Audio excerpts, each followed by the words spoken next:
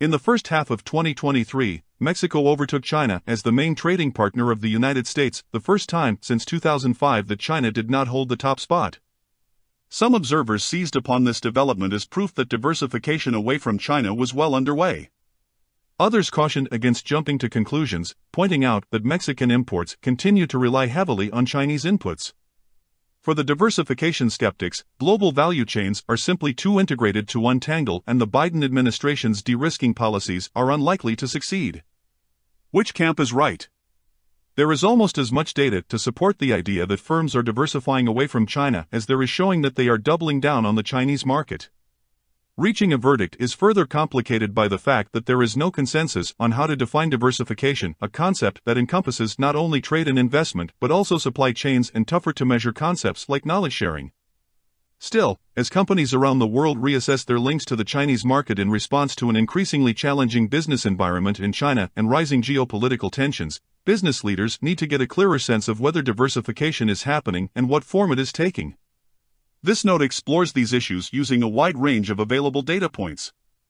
We find that Point 1. Firms, foreign and Chinese, are actively diversifying investment and sourcing away from China, in sensitive as well as less sensitive sectors.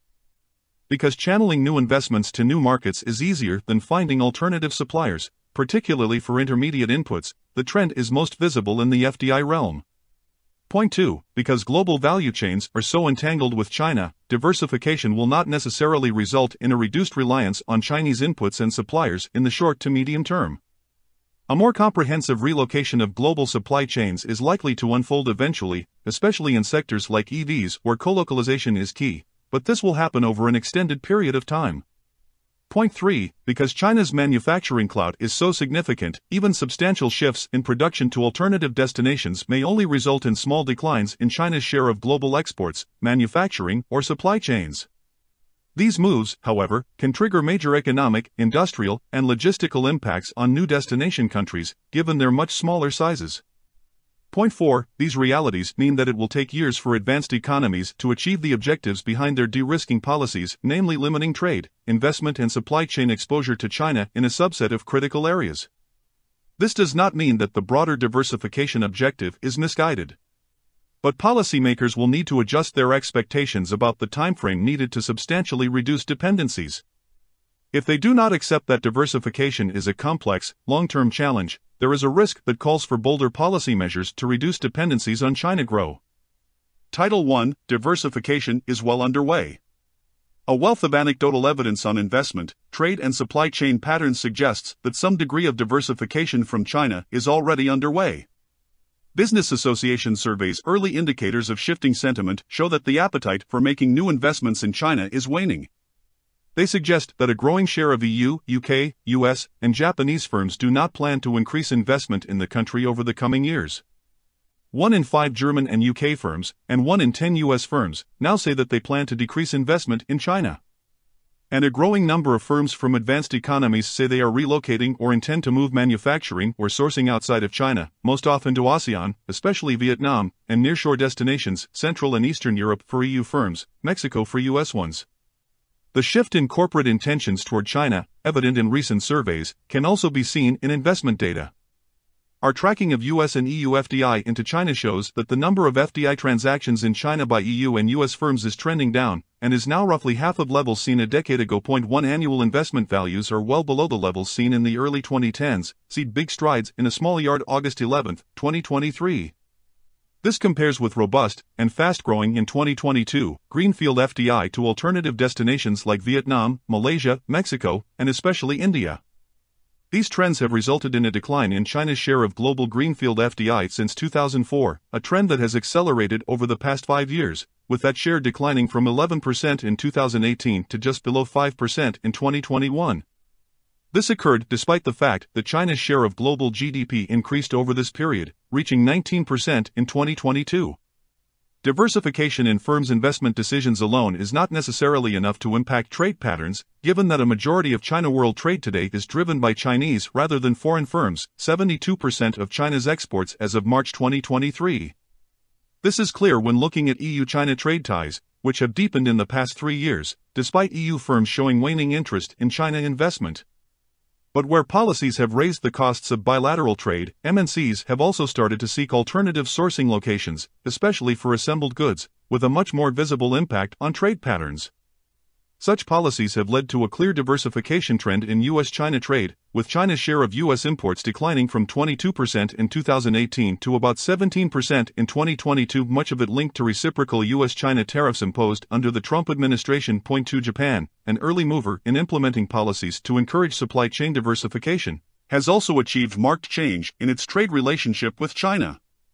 Apart from a short rebound during the pandemic, China's share of Japanese imports dropped from 26% in 2016 to 21% in 2022. Geopolitical dynamics have played a key role in influencing corporate sentiment toward China in recent years, with tariffs, export controls, and other politically motivated restrictions on economic activity raising the costs associated with investment and trade in a range of sectors. Geopolitics has also influenced the debate in corporate boardrooms, raising the hurdles to capital expenditure plans in China and bolstering the attractiveness of alternative locations. Diversification is therefore most evident in geopolitically sensitive sectors. Annual investments in the information communications technology (ICT) sector in China by U.S. firms plummeted from over $4 billion in 2016 to just over $2 billion in 2019, and to a couple $100 million in 2020. As scrutiny of the semiconductor sector grew, chipmakers announced plans for major investments in the US and Europe, as well as alternative locations like India. As a result, China's share of global inbound FDI in semiconductors plummeted to 1% in 2022, from 48% in 2018. Meanwhile, the US share rose to 37% from 0% over the same period, and the combined share of India, Singapore, and Malaysia rose to 38% from 10%. Electric vehicle (EV) and battery investment intentions in the U.S., finally, have spiked in the wake of the Inflation Reduction Act (IRA), with $52 billion in related FDI announced within the first 9 months of the legislation's publication. But geopolitics is not the only driver of diversification choices, and behaviors are changing across a much broader set of sectors. A deteriorating business environment has also driven firms in highly restricted sectors, from digital services to energy, to downgrade their expansion plans and refocus resources on other geographies. Rising competitive pressures have had an additional effect, with companies such as Samsung Electronics, LG, and Stellantis exiting the Chinese market amid declining market shares and announcing large investment projects in India, Vietnam, Mexico, and other destinations. Slowing economic growth and rising production costs in China are increasingly important factors for companies as well, as they reassess their presence in the Chinese market. Rising costs were tolerable when China was delivering GDP growth rates in the high single digits and the business environment was relatively stable. They are harder to ignore when growth is in the low single digits and the market is highly politicized. All in all, these data points paint a picture of global MNCs actively diversifying away from China, due to a combination of geopolitical and commercial considerations. Title 2: A slow and China-linked diversification. Then why is there such an intense debate about whether or not diversification is happening? The reason is that, while individual companies are reassessing their approach to China, the country remains a vital hub for global manufacturing value chains. Diversification, especially of sourcing activities, will unfold gradually. Barring an acute geopolitical crisis, a clear decline in China exposure will take years. It would not be surprising to see China's overall share of global exports, manufacturing and supply chains continue to rise, even as diversification away from China accelerates. The evolution of labor-intensive industries, early movers out of China, illustrates this counterintuitive dynamic. Diversification has been taking place for years in these industries, but it has been obscured by a concomitant expansion of manufacturing value chains in China. Textiles, for example, were an important driver of Chinese export growth for years. Over the past decade, however, the share of Chinese textiles in U.S. and Japanese imports has fallen sharply, by 15 and 20 percentage points respectively, replaced by alternative countries of origin like Vietnam or Bangladesh. At the same time, FDI in China's textile sector has also fallen rapidly, from $1.2 billion in 2012 to less than $500 million in 2019, according to Mothcom data. Yet these shifts are barely visible in the aggregate, with China's share of global labor-intensive manufacturing exports holding steady at around 30%. This can be explained by China's size and manufacturing clout.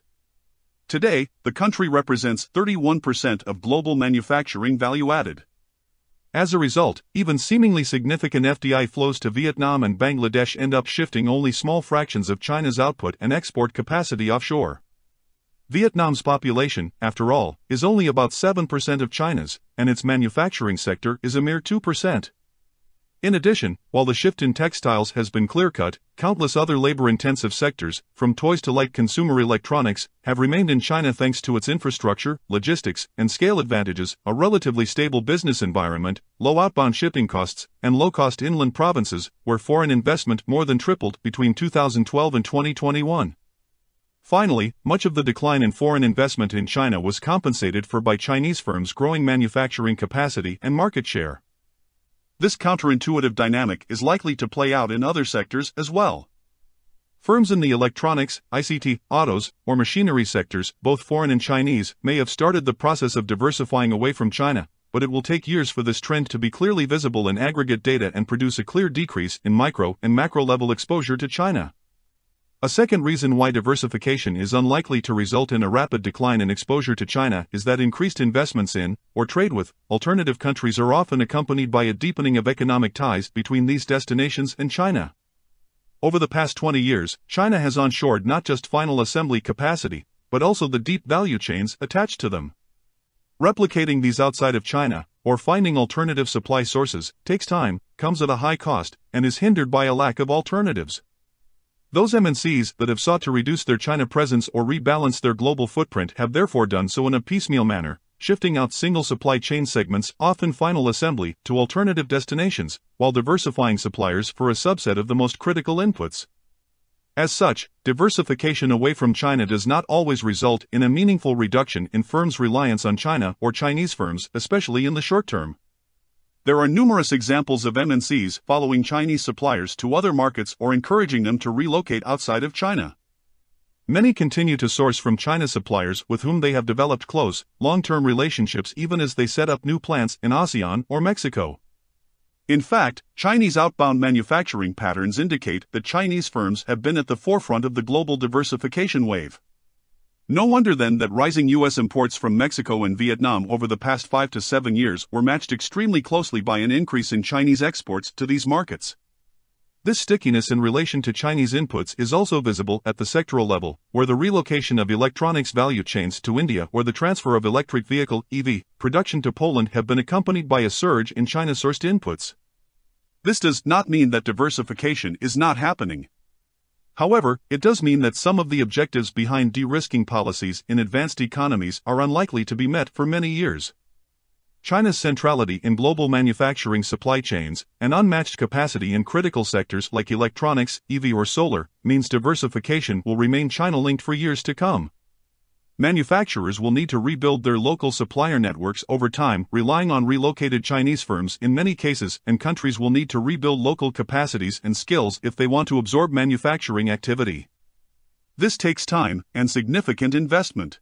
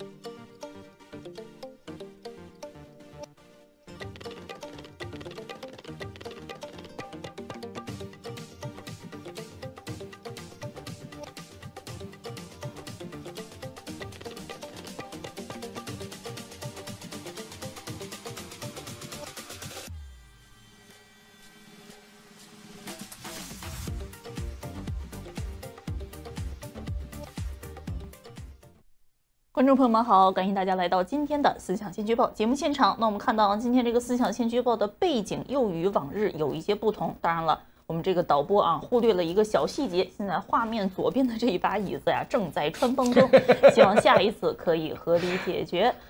换了一个新现场，大家看到整个这个颜色搭配让我们想到一个地方，就是在纽约的联合国总部好像也是这样的一个讲台。那我们说到联合国大会上现在最关注的2个问题，第一叫做外交问题，第二叫做军事问题。而我们的思想先驱报今天就顺着这2个问题为大家介绍来自外交政策杂志的2篇最新文章。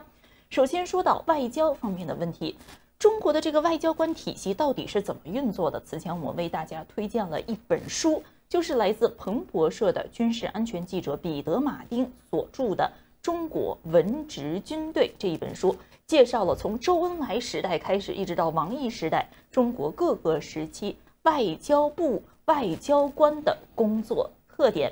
而在外交政策杂志的一篇最新文章中又披露了一些此前我所不知道的中国外交体系运作的细节。那我简单介绍，请何明先生点评。第一个细节是来自于墨西哥驻华大使现在是前驻华大使瓜哈尔多。那我也曾经采访过瓜哈尔多先生，他现在呢是在一个私营的战略咨询公司做高级顾问，此前他是墨西哥驻中国大使。在他2007年上任之后墨西哥方面交给他的第一项任务就是处理芬太尼的危机。美国日益增长的芬太尼毒瘾当时严重的助长了墨西哥的有组织犯罪。那我们也知道，很多犯罪团伙是使用从中国走私的前体化学品。这个问题不仅仅对于中美十分重要，对于中国和墨西哥的关系也很重要。但是瓜哈尔多后来回忆说，我们反复跟中国的外交官交涉这个问题，他们好像根本不明白芬太尼危机是怎么回事，要么就是假装不明白。结果到了2012年的时候，我们一看5年已经过去了。当时轮到墨西哥主办20国集团峰会 G20， 而时任的墨西哥总统卡尔德隆忍不住了，直接向时任的中国国家主席胡锦涛提出了芬太尼的问题。结果峰会结束了之后，墨西哥方面说胡锦涛根本就不知道这件事儿，从前也没有人跟他提过。直到是 G20 峰会结束之后，墨西哥以 G20 东道主的身份向胡锦涛本人提出，这个问题才得到重视。而瓜哈尔多后来回忆说这好像是中国外交官工作的一个典型的方式。对于他们来说，外交是单向的，他们有需求就会带着他们国内老板的信息来找你，但是你需要他们帮忙，有的时候他们认为不重要，干脆视而不见，他们也不知道应该如何处理这一些他们不熟悉的问题。这些问题对你很重要，对于他们来说可能就没有这么重要了。胡锦涛之前居然从来没有告知此事，而瓜哈尔多他本人可是多次与中国驻墨西哥的外交官进行了联系，直到2012年墨西哥总统卡尔德隆亲自去找胡锦涛，就这个问题进行申诉，高层才下达了采取行动的命令。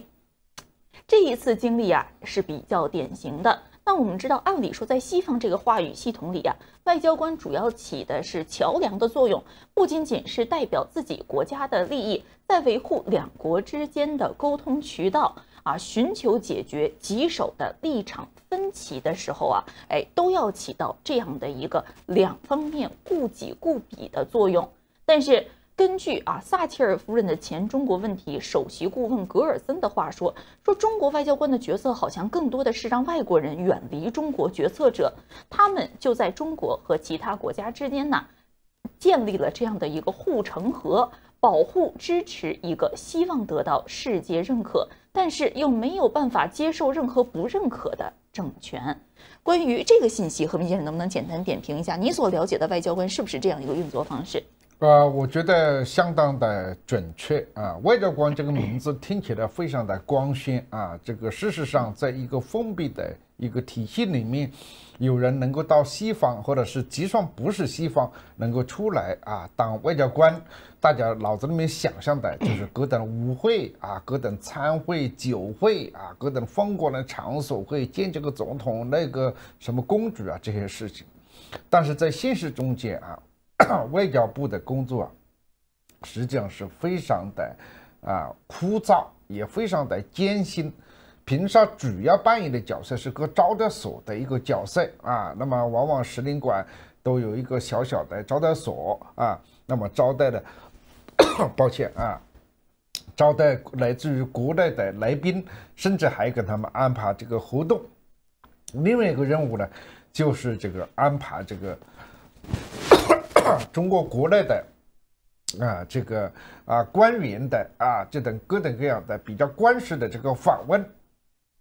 他们只有很少的工作是跟所在地去打交道，而且所在地呢又分很多片，比如说有教育片、有科技片、有文化片、有侨务片，这些事情呢都有各自的主管系统在管，并不是外交部来管的。我觉得主要是外交部外面的人呢，给予中国这么一个体系太多的想象，以为一个外交官就可以通天，一个外交官就很有这个权利。实际上，外交官是级别高实际上实权还比不上中国的一个县长，或者是比不上甚至比不上一个街道主任，还有某一些实权。他回到中国，他什么都没有了，在海外呢，他可以说代表中国这么一个形象这么一个权利，这是一个体制所造成的。另外就是外交部，它还有一个不成文的不成文的一个潜规则，什么意思呢？如果中央在这个时候政策有一个重大的变化，举个例子来说要向印度和好，马上你关于印度和好的文章和印度和好的这个建议就很容易被上上去。如果说这个时候中国跟印度要交恶了，不好了，你什么好的建议也没用的你也传不上去。因为大家呢，我曾经遇到过一个城市这个海外这个研究工作的人，我们觉得海外有些问题你应该报上去我写了有什么用我写给我的上司，我的上司都不会再递给上司，你上司不递给上司，上司不递给上司，那你根本就到不到这个胡锦涛这个级别的这个手中。我们知道全国人民或者前党前军有无数的无聊的人每天跟党中央提各种建议，他们都看不过来，更不是说各个部委各个系统有成千上万的报告需要领导来批准每一个晚上可能部长尤其像外交部长，他每一天会征获全世界各地的这种使节就是中国驻全世界各地的使节的这个报告挑选上去，他只能挑选几页纸美国的总统每天听简报，他也就是听1页纸2页纸，他没办法去真正具体了解这个情况。至于芬太尼这个事情，还不瞒你说，我我在美国这么多年，我也不接触毒品，了解的其实也是相当少的。一直到这个川普总统当时跟习近平提出芬太尼，而且列为第一位。虽然我听说过这个事情，我还是大吃一惊。后来查了一下资料芬太尼对美国造成的伤害之大无法的想象。而墨西哥长期又扮演一个毒品的转运站，中国的毒品其实不仅是芬太尼开始，我们看到早些年有一些华裔在这个墨西哥有整个的房子里面都是现金，有上1亿美金之多那么墨西哥的军方直接派这个直升机去围住了这个别墅。那这种情况在墨西哥，你看墨西哥的这些新闻和报道的时候，墨西哥的这个问题根本就解决不了，美国自己解决不了，中国根本政府就搞不清楚是怎么回事，所以造成现在的芬太尼这个事情虽然这么严重，但是始终就解决不了。墨西哥有墨西哥的责任，美国有美国的问题，那中国是一个源头，到底是怎么回事？因为芬太尼的这个生产，芬太尼这个制作，它不是一般性的这种毒品，它是可以有一个正常的生产化出口的过程，这正在造成这个问题。好，谢谢何明先生。那么这篇文章继续讲中国外交官的一些工作方式，就提到了另外一点，一般来讲啊，在其他国家的外交官而言，特别是低级的外交官之间建立一些比较亲密的私人关系，甚至是个人友情，都是比较容易的。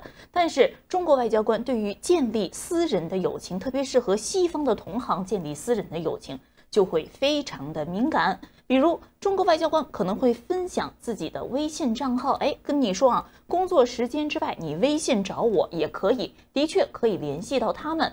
但是你作为一个西方的外交官，你可能从来不知道跟你天天打工作交道的这一位中国外交官私生活的更多细节，他住在哪里呀？平时有什么爱好啊？每天的交际作息啊是什么？可能完全不知道，你就有一个微信的联系方式。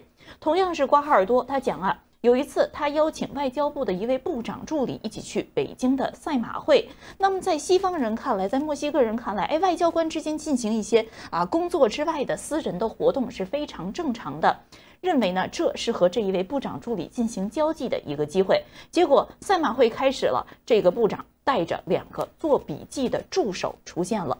2个人到底是做什么去的？那我们很清楚，就是互相监视不让他有任何出格的行为。只有一个例外，就是高级谈判。在高级谈判的时候，往往获得高级领导人授权的高等外交官有更大的主动权利，采取行动，说一些我们叫做这个剧本之外的这一些话。但是对于低级的外交官而言，他们最担心的不是外交活动搞不好，而是被国内的老板认为他们不忠诚。那我们也说这个外交政策这一篇文章之所以有趣，就是它透露了很多我们之前不知道的细节。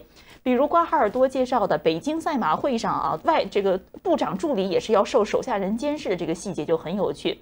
同时这一篇文章还介绍说，这个基辛格呀曾经在一份被标记为机密的报告中讲说我特别喜欢吃这个北京的烤鸭，在一顿北京烤鸭之后，中国人让我签什么我都签讲了这样的一段话，也透露了基辛格个人性格的更多的特点。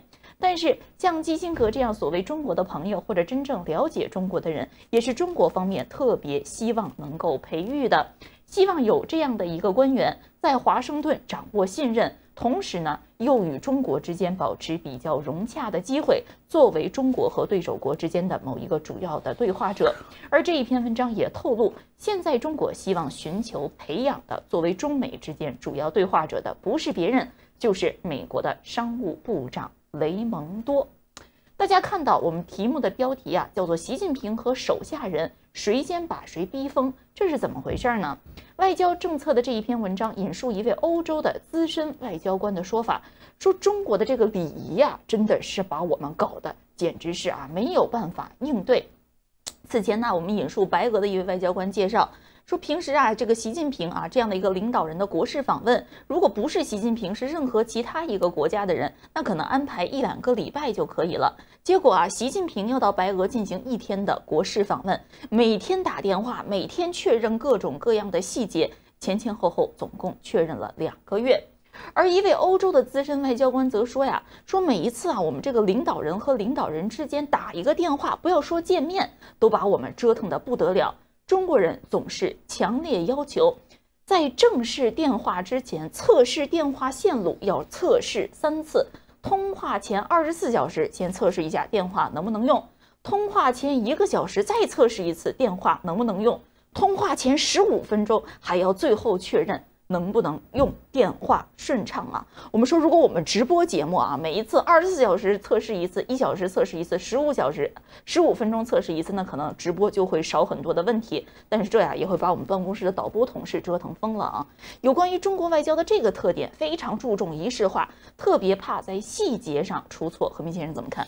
主要是因为中国用这个通信系统用这些事情嘛，老是担心出事没有这个技术的这个自信那么中国领导人呢，就是说平时就是其实不仅是中国领导人中国的文化人也有这么一个特点，就是说以前我们这个办报纸的时候啊，每一天早上起来，你就是要紧张，就看那个报栏里面啊，那些老百姓呢，或者是编辑啊，他们怎么去评价这个报纸的？哎，他们评价报纸从来不评价这个文章到底好还是不好，哎，就是担心这个逗号应该是打分号，这个句号应该是打什么号啊？就是这么鸡毛蒜皮的事情呢，是这个中国文化人最讲究的啊。那么中国领导人也是这个习惯，你只要出一点点小问题，他们就认为是天大的问题。他不知道处理这些事情呢，为了这样一个事情把人给搞疯了，你还不如说处理问题又怎么样呢？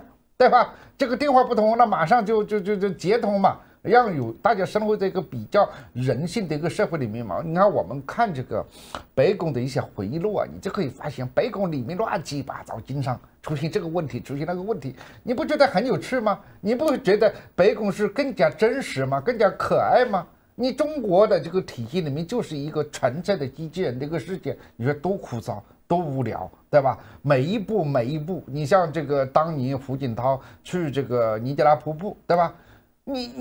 他去吗？之前另计划这么级别的人，他还事情去看一看。胡锦涛第二天走的哪一条路，看看有没有问题，别掉到这个尼加拉瀑布去了。你这种外交还搞什么搞啊？就是我纯粹是个机器人。那美国还是比较好办一点了啊！你对付美国、对付加拿大是比较成熟的国家，很多的小国、中型国家，他没有接得过这么要求你一个的这种外交官呐，或者是中国的领导人来访，把他们真的是搞得是非常厌恶，可以说是非常厌恶。因为我多少还是有跟这些人有过一些接触，他们觉得中国人在这样面简直到了一种非常恐怖的一个地位。好，谢谢何斌先生。那么今天呢，外交政策的这一篇文章啊，披露了一些有关于中国外交有趣的细节，特别介绍给大家。但是今天我们思想先驱报的重头戏啊，还不是讲这一篇文章中的有趣的细节，而是向大家特别推荐一个著名历史学家所著的一本书。这本书的名字也非常的有趣，叫做《选票上的战争》。这本书到底讲的是什么样的一个话题呢？我们先切入一段资料片。如果说美国政治史上有一个永恒不变的话题，那就是总统们在处理国家安全问题时经常会出现疏忽、误判，甚至是令人震惊的错误。越南战争就是一个典型的例子。一位才华横溢的成功政治家林登·约翰逊总统毫无顾忌地将数十万军人送上战场。历史学家和社会科学家花费了大量笔墨，试图解释是什么导致美国总统滥用其作为总司令的权利。对于许多代学者来说，越战和其他失败战争中出错的原因在于正统的意识形态，这些意识形态蒙蔽了民选官员，使他们看不到当地的事实。历史学家认为，在越南和朝鲜战争中，多米诺骨牌理论难辞其咎，因为该理论预言，如果一个小国倒向共产主义，其他国家也会跟着倒下。20世纪60年代和70年代的新左派历史学家得出了截然不同的结论。在他们的著作中，意识形态与此无关。与其说政府在寻求保护海外民主，不如说政府参战是为了取悦利益集团、安抚国会委员会、满足国防承包商的预算，或确保领土控制和宝贵的自然资源。他们认为，随着行政部门范围的扩大，总统和国家安全官员被赋予了太多不受约束的权利，可以为所欲为，导致战时决策失误。然而，在过去10年中，学者们开始将注意力从意识形态或物质利益转移到另一个因素的重要性上来——选举政治。政治学家安德鲁·佩恩的新书《选票上的战争：选举周期如何影响总统在战争中的决策》是对这一小批学者，包括弗雷德里克·洛格瓦尔、Frederick Lodgeball、坎贝尔·克雷格、Campbell Craig、杰里米·苏里、Jeremiah Suri 和我工作的一个有益补充。这些学者试图编写一部美国总统史，在这部历史中，总司令们一直在与他们的海外决策对国内政治的影响进行搏斗。佩恩写道：“这是一个令人不快的事实。很少有人承认，领导人在做出战争中的军事和外交战略决策时，习惯性地考虑选举因素。每当军方高层或国务院专家在会议室里向总统建议美军的最佳前进路线时，另一位顾问就会警告这些政策可能会对下届大选产生的影响。正如前总统理查德·尼克松坦率承认的那样，在决定战时最佳行动方案时，赢得选举非常重要。在民主社会中，政治几乎不可能止步于水边，尽管过去有过失误，但这也许并非坏事。在《选票上的战争》一书中，佩恩系统地评估了总统任期内选举与外交政策制定之间相互交织的性质。他概述了美国大选影响总统战时决策的5种方式：拖延、推迟军事行动直到大选举行；抑制在投票前淡化良好的战略行动；刺激在大选前加快军事活动以显示强硬的国防态度；宿醉根据选举结果动摇对战争的竞选承诺；和破坏当选举干扰或破坏讨价还价策略时。佩恩写道，前3种情况往往发生在中期选举和连任竞选之间，而后2种情况则发生在跛脚总统时期，因为此时总统更关心自己的遗产。重要的是，佩恩认为我们必须考虑不同类型的选举周期：中期选举与总统选举、大选与连任、预期选举与死后选举等等。有些读者会觉得这些分类有些公式化和生涩。此外，就像任何社会科学类型学一样，佩恩的总统决策路线图过于整齐划一，总统可能会自相矛盾。他们经常临时做出决定，其动机是在战争的不稳定性和不可预测性中不断变化的考虑因素，而不是明确的战略。有些行动可分为多个类别，区分国家利益和政治利益并非易事。佩恩的书建立在理性行为者模型的基础上，这种模型为政治科学注入了活力，但往往比现实要简单得多。尽管如此，佩恩的框架对于思考民主政治如何塑造总统任期的不同阶段非常有用。他的著作真正的亮点在于细节。他提供了3个富有洞察力的案例研究，利用档案资料、最新发布的文件和访谈来说明，总统们在决定是否以及如何在朝鲜、越南和伊拉克部署军队时，脑子里想的都是竞选。在每个案例中，选举自身利益都战胜了国家战略利益。例如，我们了解到哈里·杜鲁门总统是如何因为担心在1950年中期选举前显得软弱而允许华盛顿的鹰派加速介入朝鲜的。1952年的大选也促使共和党总统候选人德怀特 ·D· 艾森豪威尔在朝鲜问题上采取越来越激进的立场，因为他试图安抚党内强硬的反共人士，尽管他有意保持足够的含糊，为自己在上任后改变路线留有余地。赢得总统职位后，艾森豪威尔不顾竞选时的言辞，继续寻求停战。关于越南的一章深入探讨了约翰逊是如何在1964年大选之前一直没有按照多米诺骨牌理论采取行动，也没有让美军美国化这场战争的值得注意的例外是，1964年8月，在一次所谓的袭击事件为他采取强硬行动提供了掩护之后，他要求通过北部湾决议。随后，约翰逊以压倒性优势击败参议员巴里·戈德华特 Barry Goldwater， 加强了美国的介入。由于摆脱了选举方面的顾虑，约翰逊本可以像副总统休伯特·汉弗莱 Hubert Humphrey 敦促他做的那样，决定撤军或寻求中立化，但他却得出结论，为了维护自己的立法联盟，战争升级是必不可少的。在他决定不再竞选连任后的跛脚鸭时期，他为实现和平所做的努力遭到了1968年选举周期的破坏，尤其是当时的总统候选人理查德·尼克松的竞选团队为破坏谈判所做的努力更是臭名昭著。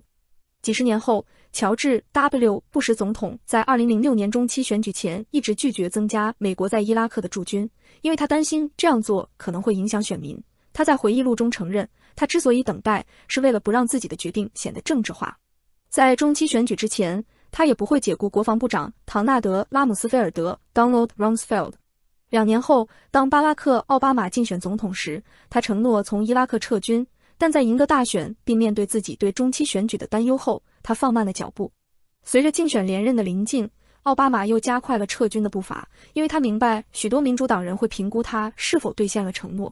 佩恩的书中也有失误和错失良机之处，例如，佩恩将政治考量定义为主要是为了选举，而不是为了通过立法和维护国会联盟，而这对保护国内和国家安全政策至关重要。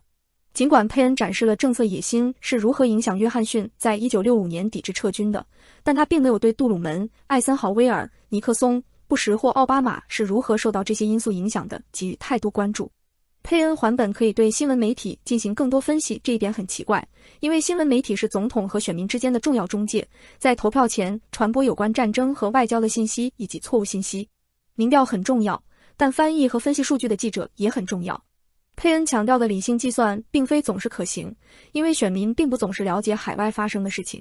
在本书所研究的大部分时期，新闻客观性的理念为总统们提供了相当大的回旋余地，使他们可以不向公众公开信息。例如，在越战初期，记者们往往不对他们在军事简报中获得的官方声明进行质询，而是不加批判性分析地分享这些信息。即使在今天，许多选民对华盛顿在全球重要地区所扮演的角色也知之甚少，尤其是当新闻机构从冲突不断的热点地区转向报道其他问题，如最新的政治丑闻时更是如此。最后，佩恩对国会的关注太少。正如政治学家们所指出的那样，国会拥有巨大的权力，可以通过调查和公开声明来影响选民的意见，并将公众的注意力集中到外交政策的某些方面。比如参议院多数党领袖查克·舒默 （Chuck Schumer） 今年夏天就积极推动各项举措，以对抗中国日益增长的经济实力。议员们还控制着钱袋子，这仍然是总统们在考虑战时战略时的一个强有力的考虑因素。不过，佩恩这本书的核心问题是我们所有人都必须面对的：在海外战争中，民主产生的结果是好是坏？尽管佩恩没有给出明确的答案，但他在书中指出，长期以来，总统对选举的关注导致了外交政策决策的次优，尤其是在非对称战争中。他写道，民主国家特别不擅长打小规模战争。他写道，美国参与这些有限冲突，如朝鲜、越南和伊拉克的特点是旷日持久的斗争，士气低落，最终即使不是彻底失败，也最多是打成平手。这是一个严峻的结论，但佩恩并没有针对他指出的严重问题提出任何令人信服的解决方案，这让人更加沮丧。民主压力造成的问题不会消失，然而，这是美国政治制度的一个特点，而不是一个缺陷。我们不希望支持总统脱离选民的政治，这是美国有别于非民主国家的部分原因。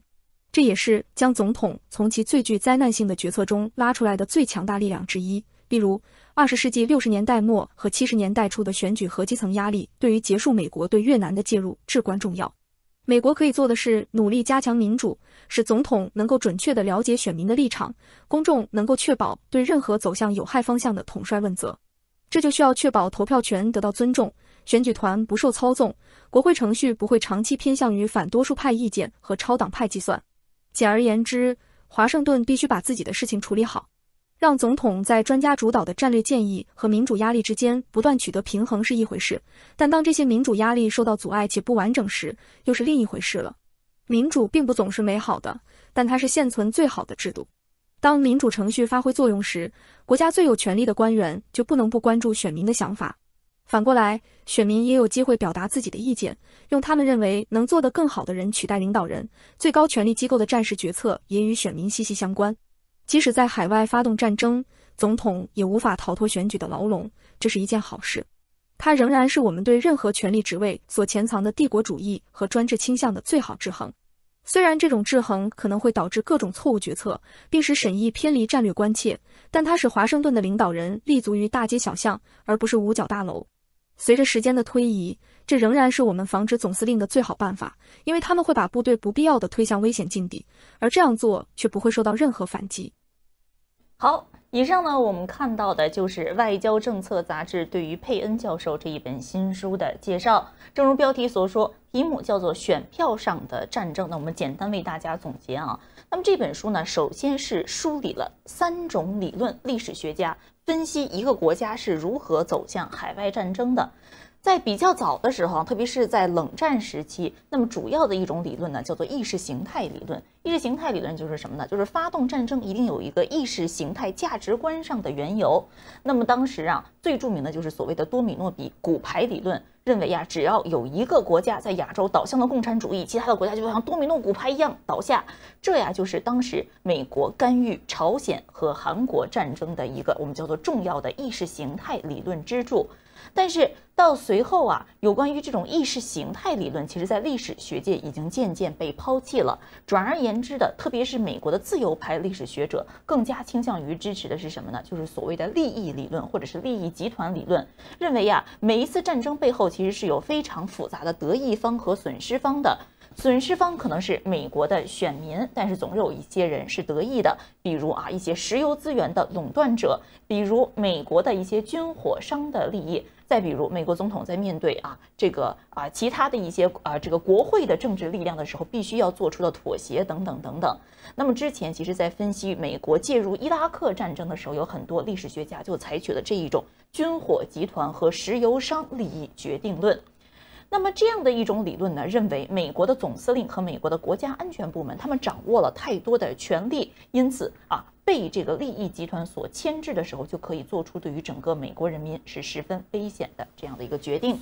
但是现在更主流也是更新派的一个理论，就是从选举政治上来分析美国为什么会走向战争。在这样一种理论的指导下呢，其实美国总统在发动战争的时候，不仅仅考虑的是美国的外交和海外利益，有的时候也受选举周期的左右。但是这个理论呢，也有一个悖论，有的时候正是因为选票的需要，比如说美国总统必须要对国内的选民彰显自己的某一种强硬自己的某一种力量，推动他们走向了本不应该走向的战争。但是随着国内的选民渐渐看清楚战争的真相，可能又会反过来在选票上对于总统形成压力，对于战争的收回或者是战争规模的缩小又起到一定的牵制作用。那么在这一本书上那么佩恩教授主要采取的就是第三种理论，分析的是美国各个的总统竞选周期和美国海外战争之间的关系。那我们简单介绍了这一本书之后，我们也请何明先生简单谈一谈如何看待这一本书中所介绍的观点，又如何和现在的世界战争结合起来分析。这本书的价值就是正如书评里面所讲的，它跟我们研究这个战争行为，或者是总统行为，或者是民主本身的理性程度，提供了一个合理性的一等因素就这么多合理，大家可以看到美国的战争到底是怎么发生的它的复杂的重因。其实现在的量化的方式开始引入到这个政治学的领域里面你所从事的研究都可以发现，任何一个因素抛弃都是不对的这些因素实际上都包含在这个战争里面，包括总统在内也是一样的。我认为有他的意识形态，有他个人的认知，有他的这个选票，有他跟利益集团的关系，他有跟民意之间的互动，他也有跟这个国会之间的这种平衡。因素非常之多，那延伸总统角色之外，那其他的因素也非常之多比如说对手是一个什么样的一种状况，比如说老百姓是一个什么样的一个情绪的波动，开始可能老百姓是非常支持这个战争行为，过一段时间发现兵力不高了，我自己都要上战场，这个时候我就反战了。那么70年代60年代的这样的所谓的反战，后来被赋予成为一个文化战争，其实它真正的驱动力不是文化，真正的驱动力就是现实对它的一个威胁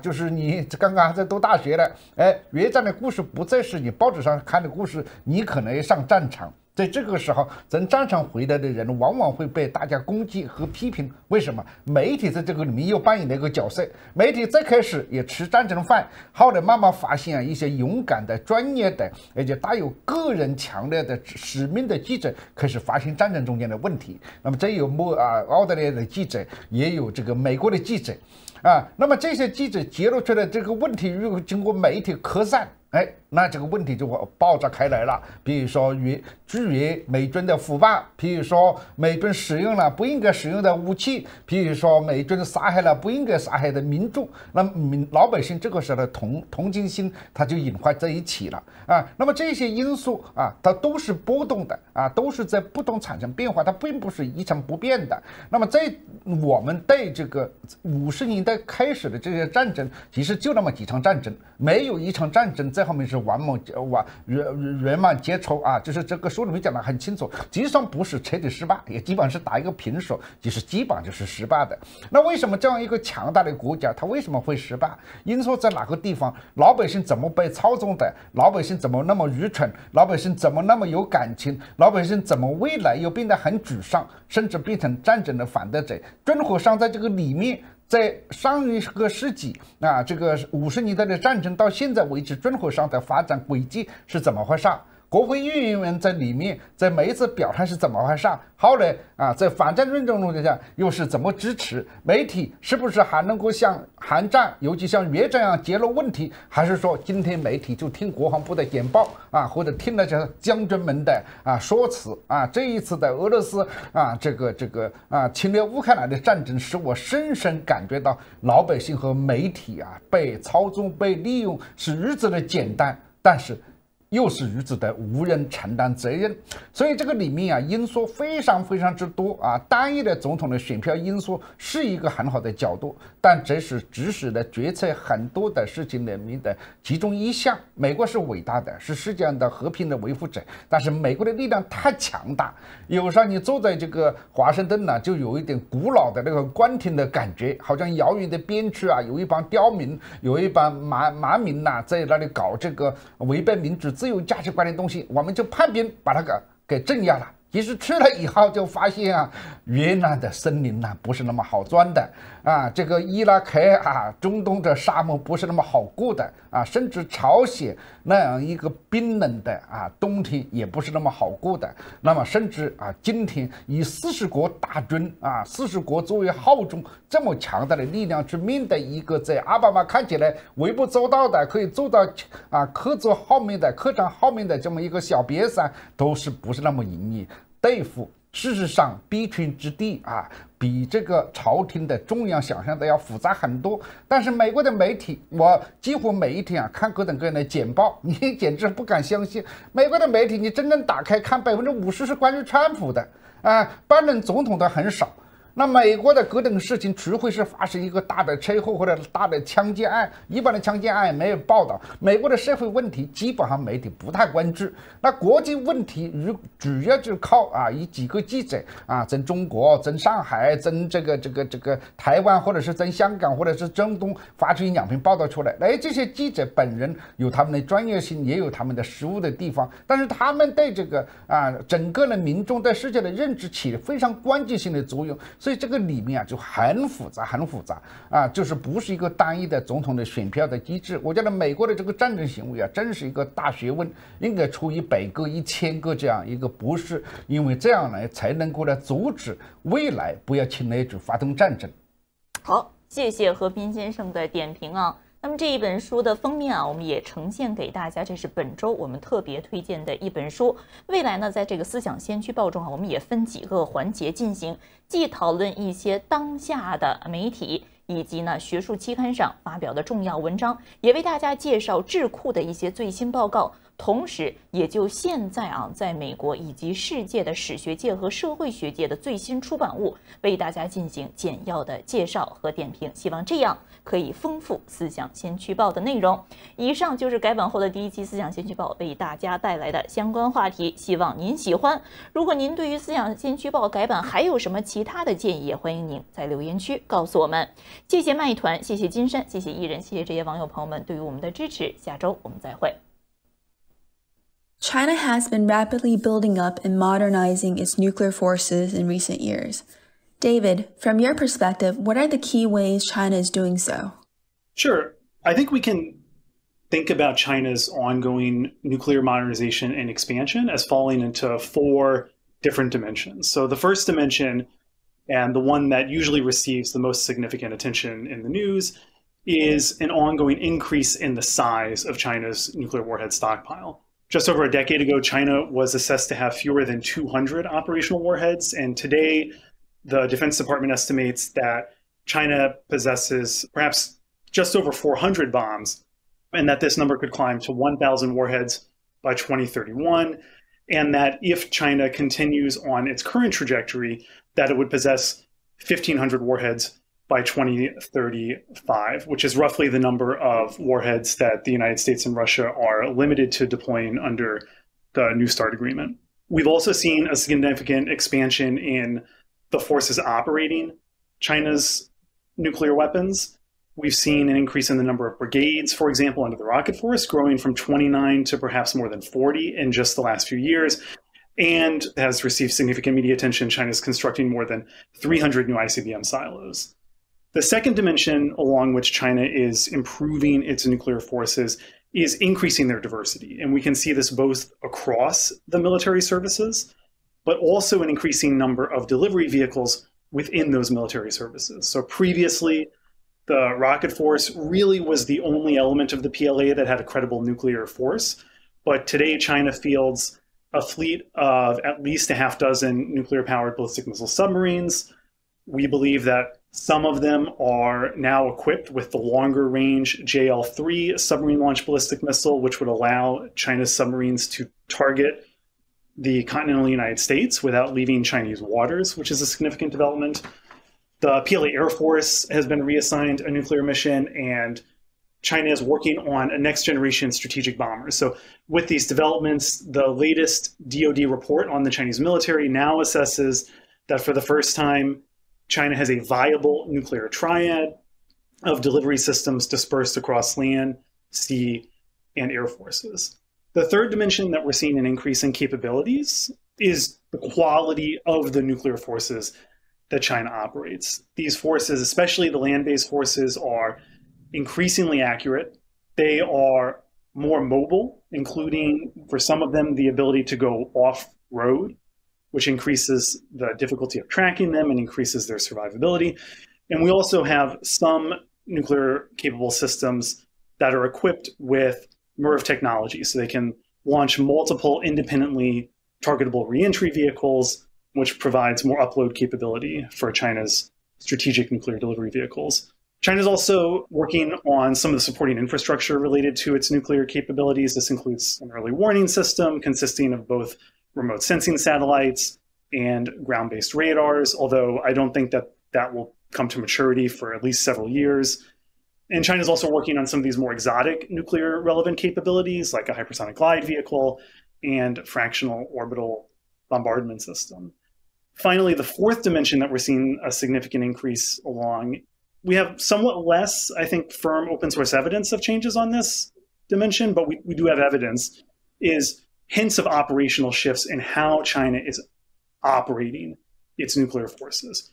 So to go back again to the latest DoD report on the PLA, and I'm going to quote here, it reads, quote, although the PRC almost certainly keeps the majority of its nuclear forces on a peacetime status, nuclear and conventional rocket force brigades conduct combat readiness duty and high alert duty. That's the end of the quote. This sort of suggests that some rocket force units are moving to a higher level of alert, which we assume includes the ability to launch on shorter notice. And so what we see across these four dimensions is significant evidence that the size, the structure, the capabilities, and the operations of China's nuclear forces are changing, and they're all increasing. But while we have very good evidence of these shifts in hardware and to a certain extent operations, we have very little good evidence about why these changes are taking place. And China has not been very transparent about its nuclear forces in the past, but it's at least provided a baseline of information in terms of why it possesses nuclear weapons, the missions that they're meant to serve, and at least general principles that guide the development of those nuclear forces. But we've had, to my knowledge, no official statement about the ongoing buildup, what its drivers are, what its goals are, what the endpoint is. And we even see Chinese officials denying that some elements of the buildup are happening. And Chinese experts outside the government that I've spoken to also talk about how the Chinese strategic community is increasingly in the dark. So we have this growing disconnect between China's historic limited view of nuclear weapons and expanding capabilities. And what Phil and I wanted to do in this report was to take a more systematic approach to thinking about what are the potential competing explanations that could explain the ongoing buildup and modernization, and which ones have the best evidence to support them. Given everything you've described in terms of what China is doing, would you say that China is across the board in terms of its nuclear modernization, trying to go as rapidly as possible, particularly on the capability side? That's a great question. Historically, China has been very slow, both to develop and to field some of its nuclear relevant systems. We can see this in a number of different areas. So one is China has adopted something of a technology reserve model when it comes to its nuclear and strategic forces. And so what this means is that China will often develop technologies that are relevant for these forces, but there'll be a lag between successful development and actual deployments. So to take the example of MIRVs that I mentioned earlier, these multiple independently targetable reentry vehicles, China was believed to have the ability to deploy MIRVs perhaps as early as the early 1990s when it launched multiple satellites into different orbits with the same rocket launch. But it wasn't until 2015 that the US Defense Department assessed that China had actually deployed MIRV technology onto its ICBMs. Similarly, we have evidence that China tested a neutron bomb, which is often believed to be the foundation for low-yield nuclear warhead designs in the 1980s. But as far as we can tell from the open source, China has chosen not to deploy these. So historically, China's been very slow to develop these capabilities. As to the recent shift, we're in the middle of it, so I think it's a little bit hard to evaluate the pace. Certainly, the pace has been significant compared to where China was previously, but part of that is also because Chinese nuclear capabilities had been so small and immature in the past. So even a doubling of China's warhead stockpile amounts to an increase of roughly 200 warheads. But I will say that one of the things that we try to do in the report is to look at leading indicators. So what are data points that will move today that could help us predict shifts in the future? And I would encourage some of the listeners, if they want to deep dive, to go into the appendix on this. And one of the things that we look at is the number of enrollments in Rocket Force professional military education institutes. And we see a relatively significant spike in students in that institute who are studying nuclear relevant subjects. But that number has also decreased this past year, although it's at a higher level than it had been over the past decade or so. So that may not be a very satisfying answer. I think in some ways it may be early to tell, but I'm also happy to defer to Phil if he has thoughts. In my view, we've seen a significant acceleration of their force development. So it's moving a lot faster than it was before. I'm not sure I would characterize it as a crash program or saying that they're going as fast as possible in every dimension of it, because I think there's some areas where we don't see much happening, but we'll talk about that a little bit later. Phil, let me turn to you next. One of the areas of your report that I thought was very important was the 6 different models that your report identifies, lays out, and then tests to explain why China is modernizing its nuclear program at the pace that it is. Could you share with us how you came up with these 6 different models? And what do each of these models show in terms of why China wants to expand its nuclear program?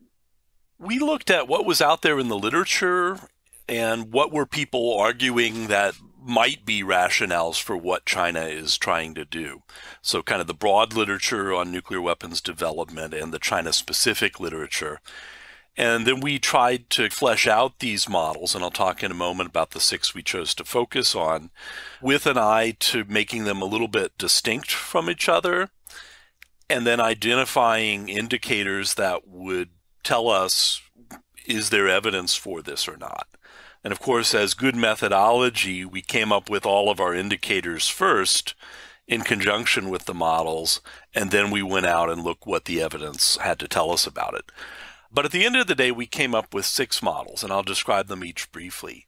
One that we looked at is the secure second strike model. This is a traditional way of understanding China's nuclear force development. It says the goal is to have a secure nuclear deterrent in the face of advancing adversary capabilities. So how do you get and maintain a secure second strike? And in this model, actual and projected increases in U.S. offensive and defensive capabilities would increase the nuclear force requirements for a survivable deterrent. So that's the dynamic here, is what does it take to have and maintain a secure second strike in an atmosphere where U.S. missile defenses are changing, U.S. nuclear capabilities are changing, U.S. conventional strike is changing, and the dynamic is how much is enough for China to be confident in a secure second strike. So that's probably the most traditional model. That sometimes has been called a minimal deterrent, but I think as we formulated it, it's responsive to what potential adversaries are doing. The second model is probably the most unique. We call it the nuclear shield model, and it's kind of a stronger version of the secure second strike. But the way we think about it is the goal of a nuclear deterrent is not just to deter strategic nuclear attacks, but to sort of stretch those nuclear capabilities to deter adversary limited use of theater nuclear weapons and conventional military intervention in order to gain freedom of action. Particularly in a conflict over Taiwan. So this model draws on the logic of the stability-instability paradox, that if you have stability at the strategic nuclear level, that may actually enable conventional war. And so this model says, well, maybe that's what China's trying to do, create a nuclear stalemate that will let them fight and win a conventional war over Taiwan. So that's a little bit of a different formulation than you usually see. A third model focuses on great power status, and this says that nuclear weapons are a source of international power and status, and maybe what this is about is China trying to no longer have a lean and effective small deterrent, but want a nuclear force that's more similar to the US and Russian forces for reasons of prestige and status. And so this implies a larger, more technologically advanced nuclear force. And there is some direct evidence for this. We do see PLA writings that talk about the need to build a nuclear force that's commensurate with China's international status. But what's distinct about this is it's the numbers and technology that matter for status, not really the military applications of nuclear warheads and nuclear weapons. The fourth model we looked at is we call the theater deterrence model, and this focuses on the potential for using nuclear weapons in a limited conflict, either to try to deter adversary use of nuclear weapons, tactical nuclear weapons, theater nuclear weapons on the battlefield, or potentially for China to use them itself as a military tool. And so the logic here is that nuclear war can be contained. That's different from how China's traditionally thought about this, and that there can be military value in tactical nuclear weapons, either for deterrence purposes or coercive purposes. And so that implies a shift to the theater and the battlefield level rather than the strategic level, which would be a big change for China. The fifth model we looked at focuses on bureaucratic politics, and it sees the outcome of China's nuclear force development as the result of bargaining between the different bureaucratic actors involved in nuclear policy. That's the civilian political leaders who have the last say, but it's also the different military services, the nuclear weapons establishment, and civilian strategists. And it sees an interplay between these different actors that produces the policy. And that might not necessarily be as strategic or as rational as possible. So this kind of model would pretty easily explain the fact that China is shifting toward a triad, and it would say that the Navy and the Air Force want to get into the nuclear business and advocated for it, and that's why you see it.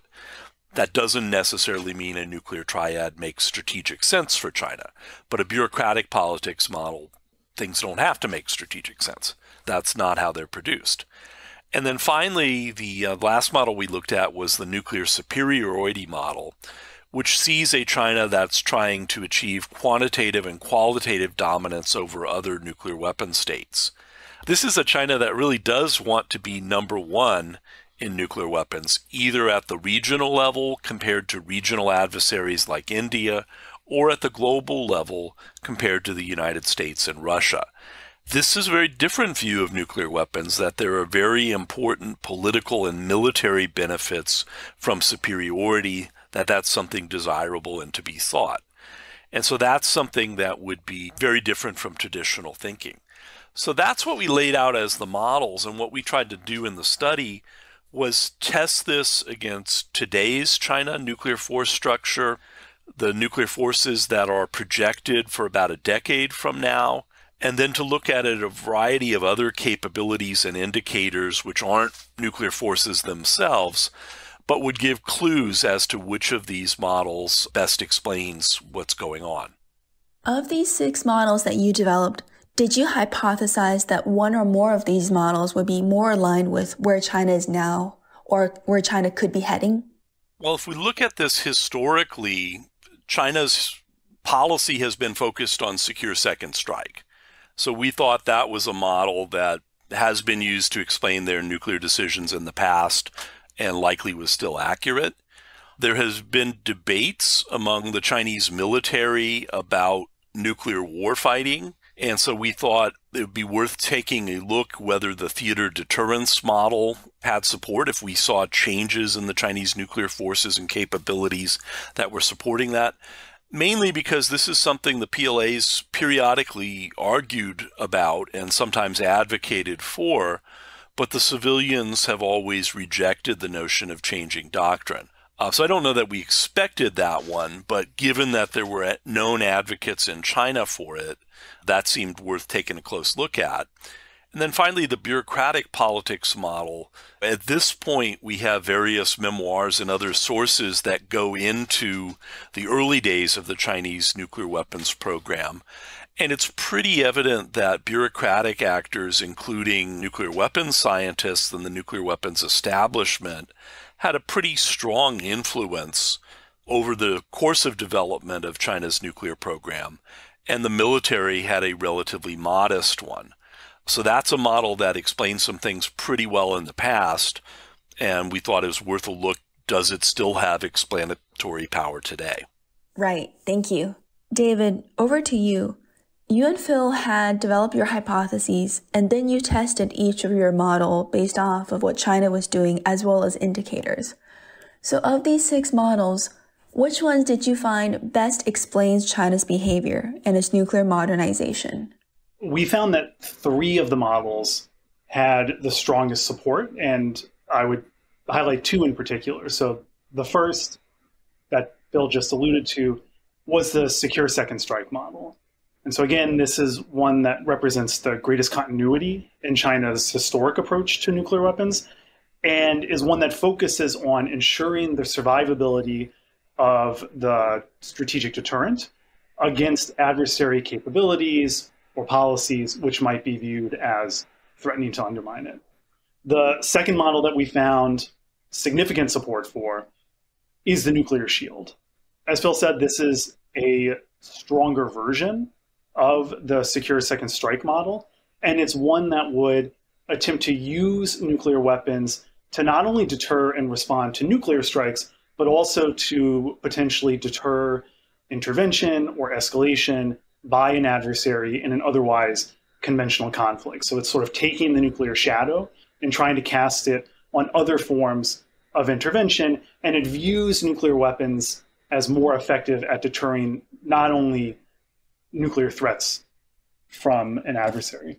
The third model that we found strong support for was the great power status model, this idea that China is developing a large, technologically advanced nuclear force in order to distinguish it from the other nuclear powers and in order to compare itself favorably to the nuclear superpowers such as the United States and Russia. And the way that we adjudicated between these, really it came in 2 steps. So in the first step, we thought about, for each of these different models and each of these explanations, what are the nuclear forces that would emerge from them? And we looked at the nuclear forces across 3 different categories. Nuclear force structure, what is the size, the composition of the nuclear forces? Second, operational practices, how does China operate these forces?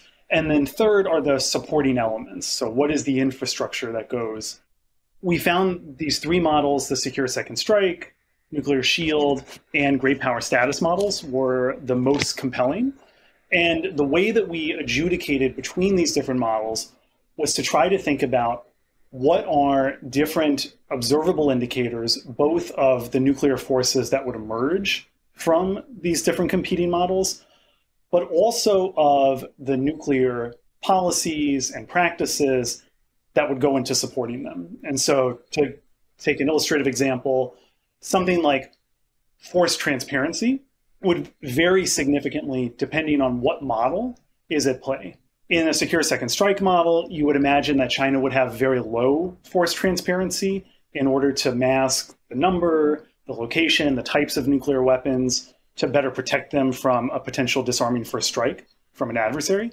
But by contrast, you would expect things such as the great power status model, perhaps the nuclear superiority models, to feature higher levels of force transparency, because if your goal is to burnish China's status and prestige through showcasing its nuclear forces, their size, and their technological sophistication, then you need to show that off both to domestic and international audiences. So we thought about what are indicators that are clearly linked to the underlying logic of each model, what are indicators that are competing, so they help us to differentiate between the models, and what are indicators that hopefully are leading, so they help us to explain not just past decisions in China's nuclear force development, but to predict where might China's nuclear forces go in the future. Thank you, David. Another topic that I want to touch on are changes in China's nuclear policy or doctrine. As we know, China has long claimed it is committed to a policy of no first use. Could you share with us what your report found in terms of Chinese nuclear policy changes? I know we've talked about changes in China's nuclear force structure and operational practices, but what is happening on the policy side? At a formal level, the answer is not much, because China hasn't officially changed its policy, nor has it acknowledged the nuclear buildup. But let me delve into that a little bit. So China's nuclear policy from their first nuclear weapons test has historically emphasized the concept of no first use, that they'll only use nuclear weapons in response to a nuclear attack. And that was a very good, useful political statement to have. But for the PLA, they worried that this might make its small nuclear deterrent vulnerable. What if an adversary attacks using only advanced conventional precision munitions? What if an adversary has missile defenses that can intercept China's few ICBMs?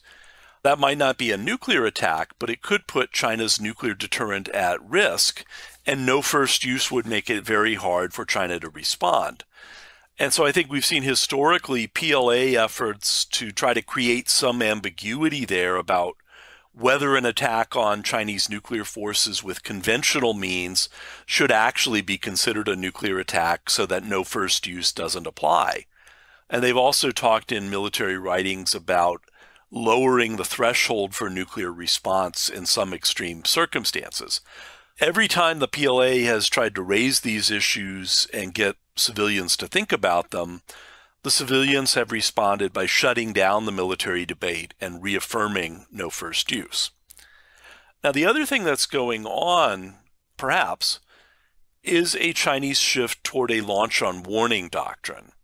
Now, what we mean by launch on warning is if an adversary's nuclear attack is already underway, that constitutes an attack. That is an adversary first use, even if the warheads on the missiles haven't landed yet or gone off. That's one way of thinking about it. If you have a launch on warning doctrine, once the adversary attacks, you can go ahead and shoot back, even if their warheads haven't gone off yet. And the PLA talks about this as what they call an early warning counterstrike. Now, for a long time, China didn't have the capabilities to do this. They didn't have satellites to detect an adversary's ICBM launches. They didn't have the long-range radars to track the missiles and see if they're coming toward China. And they didn't have their own nuclear forces on alert with warheads mated to missiles and ready to respond really rapidly. So this was more of a theoretical concept rather than a real possibility. But what we've seen within the last couple of years is they've added all of those necessary pieces. So they now operate launch detection satellites that can detect U.S. ICBM launches. They have a network of missile tracking radars. And they've started, as David said, to put some of their ICBM units on regular alert. That raises the question about whether they are going to shift to a launch on warning doctrine. I think we find that, or at least I personally find that somewhat disturbing, because it compresses the timelines for decisions about whether to use nuclear weapons. the adversary's missiles are on the way, you have to make a decision about whether to shoot before they land. So that really compresses your decision time. It increases the risk of making mistakes if you are playing the training tape rather than actually getting the live feed from the radars. And yes, that's something that has happened. And it also increases the risk of accidental or unauthorized launch because you have to have ICBMs on alert, ready to launch at short notice. That probably means you have to pre-delegate this authority to the PLA. So I think U.S. government sources see China as moving toward a launch on warning doctrine. I personally am not entirely convinced about that, partly because I think China's civilian leaders want to retain control over the decision to use nuclear weapons. That's an existential decision for the country, and I think they will be very reluctant to delegate that decision to the PLA. And we don't have evidence that they have all the communications lines, the ability to go to Xi Jinping and get a rapid decision in a crisis in time to use a launch on warning. Speaking of Chinese civilian leaders trying to control its nuclear forces, we recently saw this summer that China removed its top rocket force commanders. Does this speak to what you're saying, Phil, Beijing's concern over controlling its nuclear forces and the quality of current PLA leaders responsible for China's nuclear arsenal? What's happened with the rocket force leadership is very unusual because this is the commander and political commissar that Xi Jinping put in place there. So he's already looked at them and vetted them and approved them for those senior positions. And now he's taking another look and deciding that they're not suitable. And not only are they not suitable, that their deputies are not suitable. So at the end of the day, he had to go outside the rocket force entirely to get a new commander who was a naval officer and a political commissar who was an Air Force officer. And that shows a serious lack of trust of the rocket force leadership. Now, it's still not quite clear whether this was a corruption issue, and that's why the commanders were replaced, or whether it's some deeper issue of political reliability. I just don't think we know enough to be able to reach a firm judgment on this at this point in time. But it seems to be a problem that is throughout the rocket force, and that's why they had to go outside to get new leadership. Now, this may relate to the launch on warning question, because if Xi Jinping and the civilians are thinking about shifting to a launch on warning doctrine, and if that's going to require some delegation of authority to the PLA rocket force, well, then you might take a good hard look at their political reliability and whether you can trust them to have control of nuclear forces. And so it's possible these things interacted, that because of the contemplating a launch on warning shift, they took a good hard look at the PLA rocket force leadership and they didn't like what they found. Hence the decision to remove the leadership and look to other services for new leaders, which again is very unusual in the modern PLA to do that. So I don't think we know all of the story, but that's one way that concerns about launch on warning might have interacted with the decision to change the leadership. Another question I have relates to your theater deterrence model. One of the sentences in your report is, a decision to deploy low-yield or tactical nuclear forces would signal a significant shift in Chinese thinking about the military and political utility of these weapons. Is China pursuing tactical nuclear weapons? And why is deploying them so significant? Well, clearly they did develop tactical nuclear weapons and a neutron bomb in the past. They developed and tested them, but they never actually deployed them with the PLA or developed the doctrine and the operational capabilities focused on fighting a limited nuclear war. PLA discussed and debated this a lot, but ultimately the Chinese civilian leaders did not authorize this. And we think this is because they believe that nuclear war and nuclear escalation is very, very difficult to control.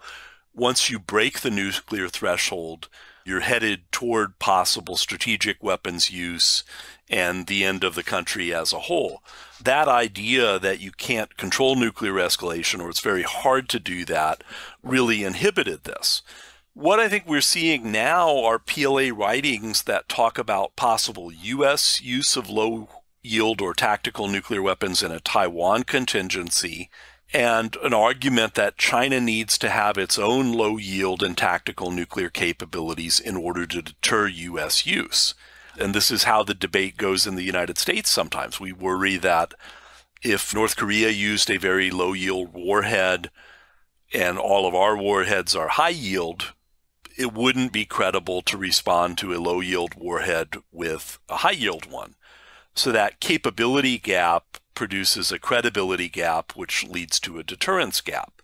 And what we see are Chinese analysts making that same kind of argument, that the best way to deal with this is for China to build and deploy its own low-yield and tactical nuclear weapons capabilities as a deterrent. But once you do that, it also has the potential to turn into an offensive capability. And for the deterrent to be credible, it's not enough just to have a couple tactical nukes somewhere. You need delivery systems, you need to train and practice with them, you need a doctrine about how you're going to employ them, and that would be a very significant shift.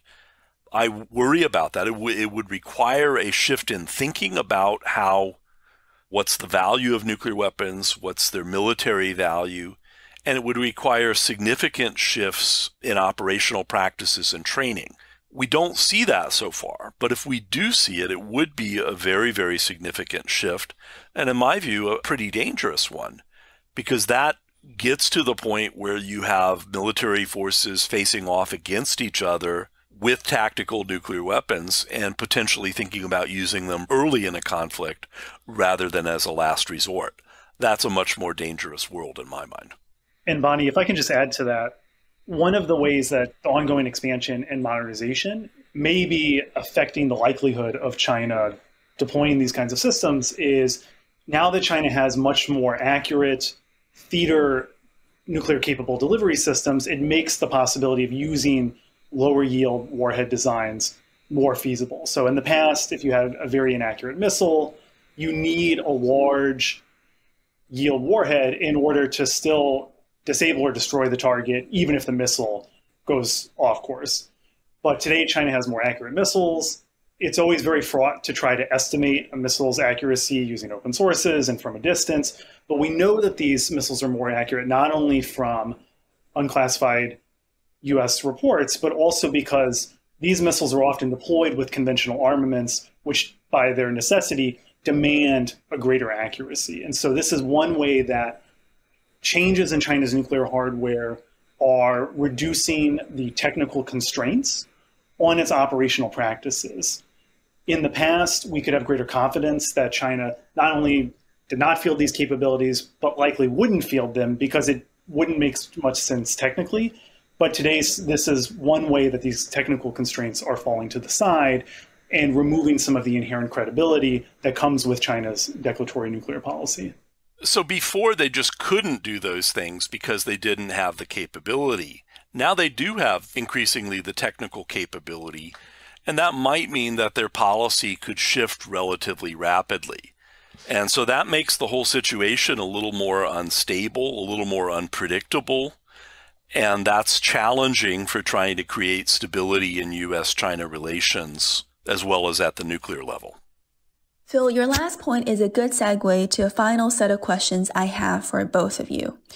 As we look at China's nuclear expansion, what are the implications of China's nuclear modernization for the United States? And what does China's nuclear efforts mean in terms of what the United States should be prepared for on the security front, including in the event of a regional or Taiwan contingency? Phil and I have another piece that we've co-authored that looks at this very set of questions. So first, I think the nuclear expansion means that China will be less susceptible to nuclear threats and intimidation by the United States. As Phil alluded to earlier, Chinese strategists have often been concerned that in a military conflict, it would be the US that would escalate to nuclear use first, in order to compensate for a potential conventional inferiority against a modernizing PLA. But the nuclear expansion, to the extent that it makes China's nuclear forces more survivable, more capable, and that it makes the survivability and capability more obvious to US decision makers, may bolster China's resolve, particularly in the face of any potential nuclear threats or intimidation. The second implication is that it likely increases the relevance of the conventional balance of forces. So this, again, feeds into the logic of the nuclear shield model that we discussed in the report and harkens back to the stability-instability logics that Phil described earlier. And essentially, if there is greater stability at the nuclear level, then that may essentially eliminate the ability to use nuclear weapons and nuclear threats to accomplish your goals in a crisis or a conflict. And it puts greater emphasis on conventional capabilities, which will be more flexible. Third, it likely means that any potential Chinese threats of limited nuclear escalation or retaliation will be inherently more credible. I don't think that we've seen any significant evidence that China plans to use its nuclear weapons in this way, and they've generally been worried about the inability to control nuclear escalation once that threshold has been crossed. But the nuclear buildup, again, lessens the kinds of technical and operational constraints that previously existed when it came to nuclear first use. Fourth and finally, one of the perhaps silver linings of the nuclear expansion is that it may decrease some forms of nuclear escalation risks. The more confident that Chinese officials are in the survivability of the country's nuclear deterrent, the less likely they are to perceive these kinds of use or lose pressures that can encourage nuclear use. And we have Chinese writings discussing how they might lower the nuclear threshold if the strategic nuclear deterrent is perceived to be at risk from precision-guided conventional munitions.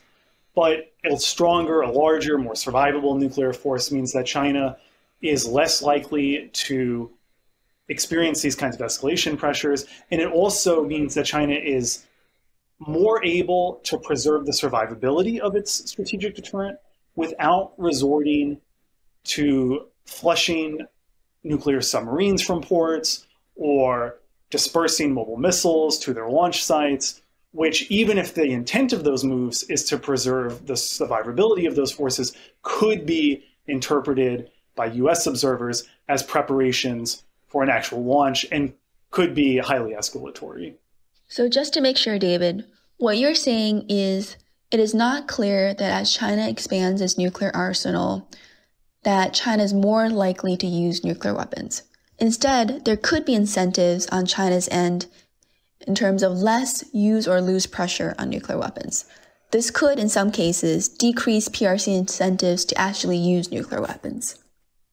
We might think of the modernization as expanding the possibility that China could engage in deliberate nuclear escalation. So providing more capabilities to use its nuclear weapons for deterrence or coercive advantage in a crisis or a conflict, again, removing the past technical constraints that existed on the forces.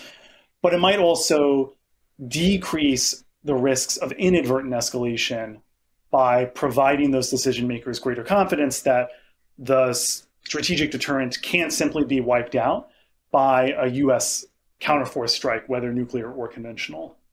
What does China's nuclear expansion mean for arms control negotiations? Would we see more or less PRC willingness to enter into these negotiations as its nuclear force expands?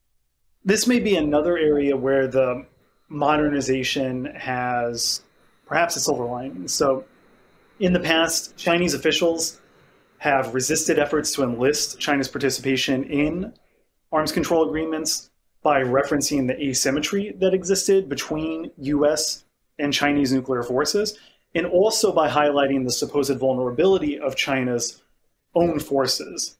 Arms control agreements were seen as a way to force China to provide greater information about its nuclear forces, information that could be used to support a disarming strike against China.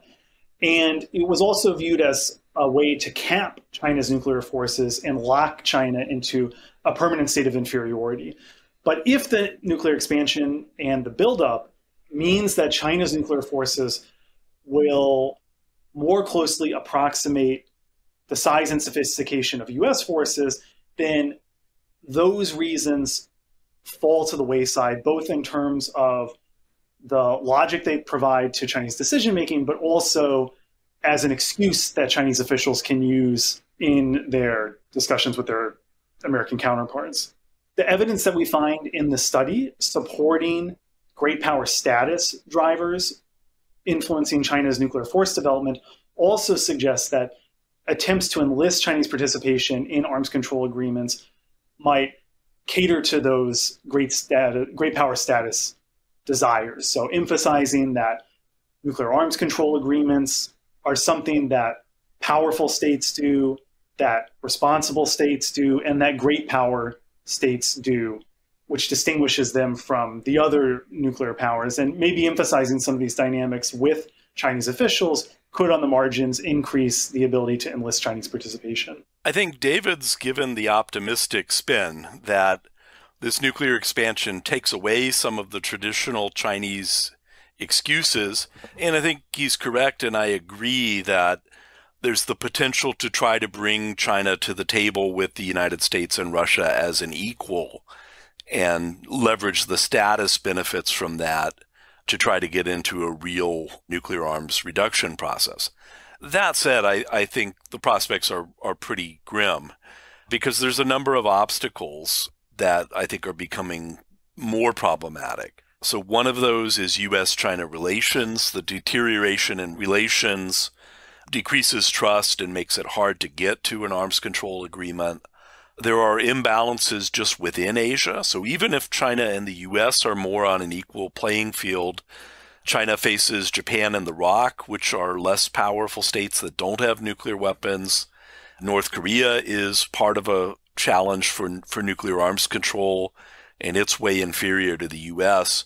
So if you're thinking about arms control, those imbalances in Asia are a problem. I think you see that the United States is starting to worry about the potential for China-Russia strategic cooperation and nuclear cooperation. This is sometimes called the three-body problem, but in the most recent nuclear posture review, that's one of the concerns. Does the U.S. have to be worried about China and Russia working together strategically, including on nuclear issues? And if that's the case, we move from a position where all three states might have roughly equal nuclear arsenals to one where you worry about it being 2 versus 1. And then finally, I think just more generally, there is starting to be more interaction between conventional and nuclear forces, partly because missile defenses apply to both of those. And there's a growing importance of the space and cyber domains, both to support nuclear forces, but also to enable conventional warfighting as well. So the types of things that you would have to talk about and deal with in strategic arms control, I think, have gotten more complicated and more challenging. So I'm fairly pessimistic about what the prospects are. What can we do? I think there's hope for increased transparency to limit arms races. And that's one of the things that kind of comes out of our study, that if status is a motivation for China, well, you kind of have to talk about your forces in order to get that status. So that may support greater transparency. There's a need to improve crisis communications, especially military crisis communications. It is kind of worrisome that we haven't been able to use regular military-to-military meetings between the U.S. and China for about 1.5 years. And when we've tried to use the defense telephone link, the hotline, to talk to the PLA, usually, they've refused to pick up the line and talk. So I would like to see more there. I would like to see a dialogue on operational practices and how that relates to crisis stability. Some of the things that David talked about, what are you going to do in a crisis? Are you going to flush your nuclear forces to the field? Are you going to deploy your nuclear SSBNs? Should that be seen as a defensive move or an offensive move? And often it's ambiguous. I think we could have a dialogue about what things would be alarming and what things should be expected. And then finally, it's worth exploring whether there's any possibility for confidence-building measures. It is worth noting that China and Russia have an advance launch notification mechanism. Perhaps that's something that the US and China could negotiate. So you would give warning of a space launch or a missile launch ahead of time so the other side knows what to expect and doesn't mistakenly interpret it as a missile attack. So those are opportunities, but I think on the whole, the prospects for serious progress in arms control are fairly dim. We need to wrap this up relatively shortly, but one final question. Phil, you mentioned the possibility of China, Russia working together on nuclear issues and strategically. Did the two of you find any strong evidence of this happening right now? I don't think we have strong evidence of strategic cooperation between China and Russia. The closest we have to that are China-Russia command post exercises that looked at scenarios involving strategic missile launches. And the two countries worked together to figure out how to track them, characterize them, and decide what to do. That happened twice. It was just a command post exercise. However, the Russians have said they're willing to advise and consult with China as it tries to build a missile launch detection system. That's something the Russians have had for decades. China's just building their system. So they're talking about that piece of it. But that's a long way from thinking about coordinated nuclear attacks or anything along those lines. My own reading of the China-Russia relations is that they cooperate together to limit U.S. power, but there's still a lot of underlying mutual suspicions on both sides. Russia does worry about China as a long-term threat when you go out decades. That's one of the things that changed. Russia used to be the stronger power. Now China's stronger than Russia. And that creates a lot of concern in Moscow about what might happen for the future. That's especially true now when Russia is bogged down in the war in Ukraine and suffering various economic consequences and military losses. That makes them more dependent on China. And I think that's just not a comfortable position for Russia to be in. But nevertheless, you can understand U.S. military planners look at the worst case scenario.